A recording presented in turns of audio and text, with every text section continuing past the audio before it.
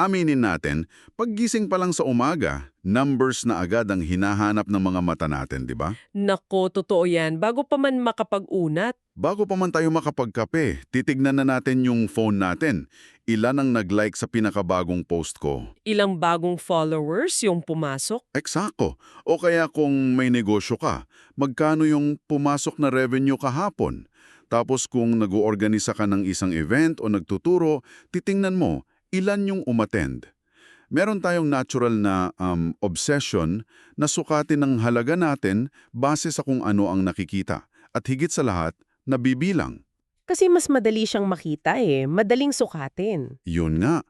Pero paano kung ang mga numerong ipinagdiriwang mo ay tahimik ka palang inililigaw?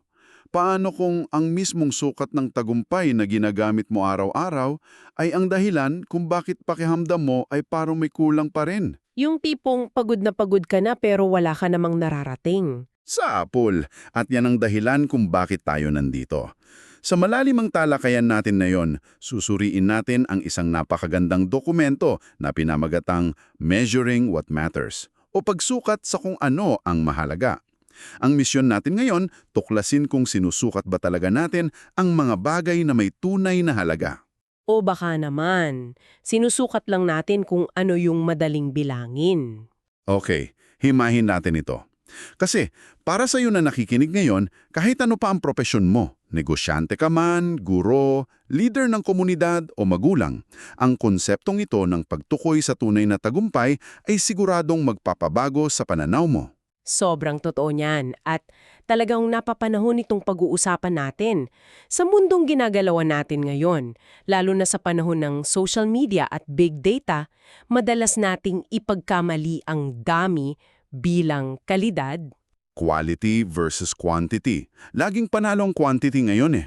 Oo. At ang nakakalungkot na highlight sa binasa nating dokumento, nakikita natin ang ganitong pananaw na unti-unting sumisira maging sa mga lugar na dapat sana ay nagpapahalaga sa mas malalim na bagay. Pinag-uusapan natin dito yung mga non-profits, volunteer groups, baging ang mga simbahan, di ba? Tama. Kinopya na kasi natin ang buong-buo yung lohika ng pagnenegosyo, sinusukat natin ang attendance, tinitignan natin ang paglaki ng budget, nakatutok tayo sa mga growth curves sa mga dashboards natin. Bakit kaya? Dahil nagbibigay ito ng ilusyon ng kontrol. Eksakto. Nagbibigay ito ng ilusyon ng kontrol at kalinawan. Mas madaling i-report sa board meeting na, uy, nagtagumpay tayo kasi tumaas ng 20% ang attendance natin. Mas madali yon kaysa sa subukang sukatin kung nagiging mas mabuting tao ba yung mga umattend na yon? Wow! Oo nga no. Ang hirap kasing ilagay sa graph ang pagiging mabuting tao. Dito pumapasok yung isang malaking kabalintunaan na binibigyang diin ng ating material. Nananalo tayo base sa mga sukatang pinapalakpakan natin sa publiko, pero sa totoo lang natatalo tayo base sa kung ano ang totoong mahalaga. Ang bigat nun. At gusto kong i-share yung isang kwento mula sa text natin na talagang tumatak sa akin kasi grabe yung naging epekto nito. Picture this. Ikinuwento sa teksto ang tungkol sa isang immaculate annual report. Yung napakagandang taon ng ulat. Oo, yung typical na eksena sa isang year-end gala. Nakatayo yung leader sa stage, nakaproject sa likod niya yung malalaking graphs na pataas ng pataas. Tumaas ang attendance, dumoble ang engagement sa social media, ang daming bagong programang nilaunch. At syempre, standing ovation ng lahat dyan. Standing ovation talaga. Sa panlabas, isipin mo, wow, ang galing! Ebidensya ng tagumpay. Pero sa likod ng mga nakangiting mukha at magagandang PowerPoint slides na yun, mayroong tahimik na pagguho. Sinasabi sa material natin na yung mga leader pala doon, pagod na pagod na. Burnt out na sila. Sagad na sagad na. Pero takot silang aminin kasi baka masira yung winning image nila. Tapos yung mga volunteers, mabilis na umaalis at kailangan laging palitan. Dumami ng dumami yung mga pagpupulong para magplano ng susunod na event. Habang yung oras para sa pagninilay o simpleng pag-ahalaga sa isa't isa ay nawala na. Tuluyan nang nawala. Lumalaki yung grupo, oo, pero walang nakakaalam kung paano ba talaga sila lumalago sa karakter nila. Ang nakakabilib dito ay ipinapakita ng kwentong ito na napagkakamalan nating espiritual na paglago ang simpleng pagdami ng numero. Napagpapalit natin yung dalawa. Oo, natutunan nating sukatin ang aktibidad, yung galaw ng galaw. Pero hindi natin sinusukat yung tunay na transformasyon. Kasi ang mga numero, walang pasensya yan. Humihingi sila ng mabilis na resulta. Ayaw nilang maghintay. Ayaw nilang maghintay na mahubog yung karakter ng isang tao. Dahil hindi naman maganda sa graph yung naghihirap pero natututo. Naging alipin na tayo ng mga bagay na madaling bilangin. Alipin ng mga bagay na madaling bilangin. Grabe. Para mas ma-visualize mo na nakikinig sa atin ngayon, gusto kong gamitin yung isang analohiya na nakuha natin mula sa Cantares sources. Pinagkukumpara dito ang dalawang magkaibang sistema, ang ekonomiya ng merkado at ang ekonomiya ng Diyos. Napakagandang bahagi nito, sobra. Sobra. Isipin mo, sa merkado, ang lahat ay parang isang pabrika. Ang halaga mo ay nakabase sa bilis, sa kahusayan at sa laki ng output mo. Kung mabagal ka, tatanggalin ka. Gusto natin instant, parang instant noodles. Kailangan laging may mabilis na resulta para sa mga stakeholders. Tama. Pero sa kabilang banda, ang ekonomiya ng Diyos, inihahalin tulad sa isang hardin. At alam naman natin, ang paglago sa isang hardin ay napakabagal. Parang paggawa ng bulalo na pinakuluan ng 8 oras.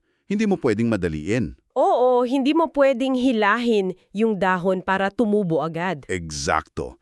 Kadalasan, ang pinakamahalagang proseso sa hardin ay nangyayari sa ilalim ng lupa. Doon sa mga ugat kung saan wala kang nakikita sa umpisa. Kailangan ito ng pagtitiiga, pag-aalaga at maraming panahon. Hindi mo pwedeng sigawan ang isang puno para mamunga agad. Nakakatuwa yung bulalo at harden analogy mo. Pero napakaakma. At mahalaga ring linawin natin mula sa material na hindi naman ibig sabihin nito ay masama ang pagsukat. Hindi iyan imbensyon ng tao. Nagsimula iyan sa Diyos. Oo nga pala, nag-i-evaluate din siya, di ba? Mula pa sa Genesis, nakita natin na ang Diyos ay lumilikha, tapos sinusuri niya, tapos sasabihin niyang ito ay mabuti. Ngunit ang napakalaking kaibahan ay kung ano ang sinusukat. Hindi bilis at hindi lang dami ang tinitignan, kundi ang tinatawag nating stewardship. Pangangasiwa. Tama, pangangasiwa. Ang taga-pangangasiwa ay may pananagutan sa mga bagay na ipinagkatiwala sa kanya, kahit hindi siyang nagmamay-ari nito. Ang tamang tanong ay hindi gaano karami ang naiproduce mo kumpara sa iba, kundi naging tapat ka ba sa pag-aalaga ng ibinigay sa'yo. At makikita natin yan sa mismong mga kwento na familiar sa marami, tulad ng mga talinghaga o parables ni Jesus na tinalakay sa source natin. Kunwari, yung talinghaga ng mga talento. Sa aklat ng Mateo, Oo, mayroong 3 lingkod na binigyan ng iba't ibang halaga ng yaman. Yung isa binigyan ng 5, yung isa 2, yung isa 1. Pansinin mo na noong bumalik ang boss nila, hindi niya inihambing ang isang lingkod sa isa pa. hindi niya sinabing bakit 2 lang sa'yo, bakit sa kanya 5. Walang ganun. Ang lingkod na binigyan ng 2 talento at nagdoble nito ay nakatanggap ng eksaktong kaparehong papuri doon sa binigyan ng 5 talento. Pareho silang sinabihan ng magaling, tapat at mabuting lingkod. Kasi ang pamantayan ng tagumpay doon ay hindi ang pakikipagkompetensya. Hindi sila naguunahan sa kwota. Ang sukatan ay kung paano nila pinangasiwaan ang tiyak na bagay na ipinagkatiwala sa kanila. Ganon din yung mabanggit na kwento ni Cain at Abel. Pareho silang nag-alay. Parehong may output, pero tinanggap ng Diyos ang kay Abel hindi dahil mas marami ang volume ng harvest niya, kundi dahil sa tamang disposisyon at linis ng kanyang puso. Kung ikukonekta natin ito sa mas malaking larawan, makikita natin na ang tunay na pananagutan ay nakaugat sa tiwala ng Diyos sa atin, hindi sa paghihinala. At ito yung sumasablay sa atin madalas sa mga organisasyon. Paanong sumasablay? Madalas tayong gumagawa ng mga mahigpit na metrics at KPIs para bantayan ang mga tao kasi simple lang wala tayong tiwala sa kanila. Gusto nating matrack ang bawat galaw nila para makasiguradong hindi sila nagsaslacking. Ayun, micromanagement. Eksakto. Pero sa ekonomiya ng Diyos, nagtitiwala siya muna. Nagbibigay siya ng mga talento, nag-iiwan siya ng mga ubasan, at inaasahan niya tayong maging responsable. Ang pananagutan ay isang sagradong pagtitiwala, hindi pananakot. Dito talaga nagiging kawili-wili ang lahat. Kasi minsan ang daling isipin na baka masama lang talaga ang magbilang. Pero hindi naman yun ang punto ng material. Hindi masama ang pagbilang, ang masama ay kung bakit tayo bumibilang. Yung motibasyon sa likod ng numero. Oo, may napakagandang halimbawa sa text tungkol sa dalawang magkaibang pagsensus o pagbibilang ng tao sa Biblia. Una, inutusan ng Diyos si Moises na magsensus. Bakit? Para sa tamang pag-oorganisa at kahandaan. Ito ay tamang pangangasiwa.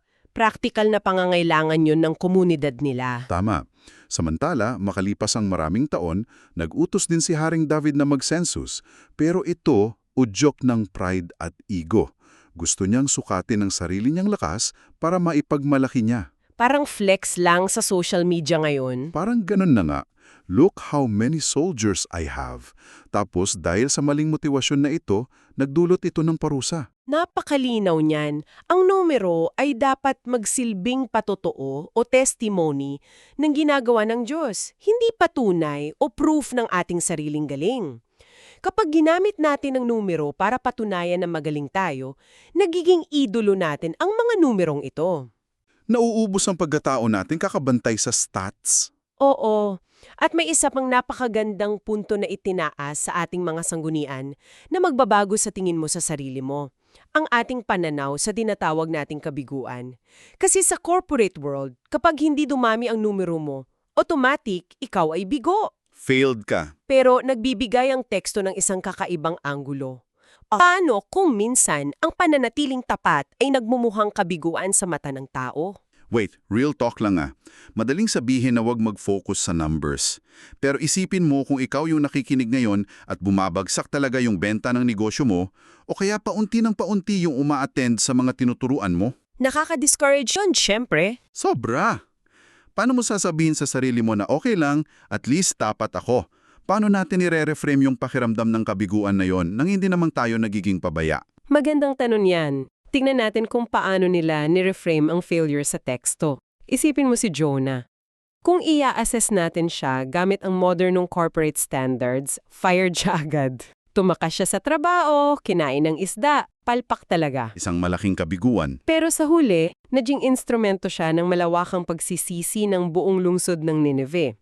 Isipin mo rin si Pedro. Nagtatwa siya kay Kristo ng 3 beses sa pinakamahalagang pagkakataon. Isang malaking moral na kabiguan yon. Oo nga, parang career-ending move sa panahon ngayon. Pero hindi doon natapos ang kwento. Pagkatapos ng pagsisisi niya, siya ang naging pundasyon ng komunidad. Minsan, ang pagpili sa integridad kaysa sa agrang paglago ay siya mismo ang tunay na tagumpay, tulad din ni Elias at Nehemias na nabanggit. Na humarap sa matinding oposisyon? Oo, at kung ibabase mo sa dami ng mga sumuporta sa kanila noong mga panahong iyon, iisipin mong loser sila, pero pinili nila ang katapatan sa halip na sumunod sa agos ng nakararami para lang sumikat. Galing. Binabasag talaga nito yung ideya natin na ang tagumpay ay laging up and to the right na graph. Pero sige, gawin nating mas praktikal. Para sa iyo na nakikinig ngayon, paano mo ito magagamit sa iyong sariling buhay, negosyo o pamumuno? Dito pumapasok yung tinatawag na Balanced Missional Metrics Framework, isang balansing balangkas ng pagsukat. Ayan. Kasi hindi ibig sabihin na titigil na tayo sa pag-e-evaluate, babaguhin lang natin kung ano ang ini-evaluate natin. Iisa-isahin natin itong 4 na bahagi mula sa teksto. Simulan natin sa una, ang sukatan ng katapatan o faithfulness metrics. Sa faithfulness metrics, ang tanong ay, ginagawa ba natin ang ipinagagawa sa atin? Nakalinya ba ito sa layunin at may integridad? Ito yung tinatawag na obedience before outcomes. Pagsunod bago ang resulta? Tama. May mga desisyon ka ba sa trabaho o negosyo na alam mong tama at may integridad kahit alam mong ikalulugi mo ito ng kaunti sa umpisa? Kung mas pinili mong hindi mandaya tapos bumaba ang profit margin mo, sa mata ng iba, maliit ang numbers mo. Pero sa sukatan ng katapatan, matagumpay ka. Ang ganda. Yung ikalawa naman ay sukatan ng paghubog o formation metrics. Dito ang tanong ay, nababago ba ang karakter ng mga tao? At pati na rin ang sarili natin. Oo, kasi hindi sapat na marami tayong nagagawang maganda. Pag-unlad ba ito sa pag-ibig, kababaang loob, at mga espiritual na disiplina tulad ng pananalangin na hindi nakikita ng iba? Nabanggit yan sa text. Oo, yung mga bagay na hindi mo kailangan i-post online. Kung nagagawa mo ang mga bagay na walang nakakakita pero alam mong humuhubog sa pagkatao mo, mataas ang formation metrics mo. Ang ikatlo naman ay ang sukatan ng epekto sa misyong o Missional Impact Metrics. Dito, ang tinatanong natin may mga buhay bang tunay na nababago, hindi lang basta naabot. Depth versus width ito, di ba? Kasi madaling magpa-viral ng video at umabot sa 1,000,000 tao. Pero sa 1,000,000 yon, meron bang kahit isang tao na natulungan mong magbago ng buhay niya para siya naman ang makatulong sa iba? Multiplication of leaders. Pagdami ng mga taong kayang magturo sa iba, hindi lang addition ng followers. At ito yung ikaapat na para sa akin ay pinaka-pragmatiko. Ang sukatan ng pagpapanatili o sustainability metrics. Kasi pwede mong sabihin na tapat ka, nagbabago ang karakter mo at may impact ka. Pero kakayanin ba itong magtaguyod sa mahabang panahon? Napakahalaga niyan. Paghubog ng susunod na mga leader, pag-iwas sa burnout at tamang paghawak ng pinansyal. Kasi ang paglilingkod ay hindi isang sprint, kundi isang marathon. Kailangan talagang balansehin itong apat. Para mas ma-imagine natin kung paano gumagana ito ng sabay-sabay, ikukwento ko yung bahagi sa material tungkol sa hidden vineyard o yung nakatagong ubasan. Isa itong magandang halimbawa. Oo, imagine mo ang isang maliit na simbahan sa probinsya na hindi lumalaki ang numero sa loob ng ilang dekada.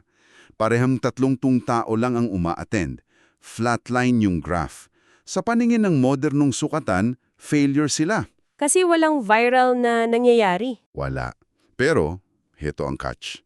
Dahil sa tapat na pagtuturo ng pastor, ang mga membro nito, lalo na yung mga kabataan, nang lumaki sila at lumipat sa Manila o nag-abroad, naging matitibay na leader sila sa kanilang mga kumpanya. Nadala nila yung magandang character. Naipasa nila sa susunod na henerasyon yung integridad na natutunan nila sa maliit na simbahang iyon. Hindi ito makikita sa attendance chart o sa graph, pero napakalaki ng naging epekto nito sa lipunan. Kaya ano ang ibig sabihin ng lahat ng ito para sa'yo? Ang ibig sabihin niyan, kailangan nating baguhin ang sukatan natin ng tagumpay. Ang pananagutan na nakaugat sa pag-ibig ay hindi nakakasakal, kundi nagpapalaya. Pinapalaya tayo mula sa pagpapaalipin sa numbers. Eksakto. Sa huli, hindi itatanong kung gaano ka naging sikat o kalaki ang naabot mo, kundi naging tapat ka ba sa ipinagkatiwala sa'yo. Napakagandang buod noon. At bago tayo maghiwalay ngayon, gusto kong iwanan sa iyo na nakikinig ang isang mapanghamong tanong mula sa material natin. Ano yun? Kung ang pinakamataas na pamantayan ng Diyos ay ang iyong tahimik at tapat na pagsunod na hindi nakikita ng iba, paano nito babaguhin ang pagtingin mo sa sarili mong halaga, lalo na sa isang mundong nagdidikta na kailangan mong i-post at patunayan ang bawat galaw mo sa social media para maging mahalaga? Posible kaya na ang pinakadakila mong nagawa sa buhay ay isang bagay na hindi kailanman maisusulat sa iyong resume. Napakalaking bagay na pag-isipan yan. Maraming salamat sa pagsama sa amin sa malalimang talakayang ito. Ipagpatuloy natin ang paghanap sa kung ano ang tunay na mahalaga. Paalam at hanggang sa muli. Maraming salamat sa pakikinig sa ating malalimang talakayan. Laging tandaan na ang pinakamahalagang mga bagay sa buhay ay madalas na hindi nakikita. Patuloy na maging tapat. Hanggang sa susunod.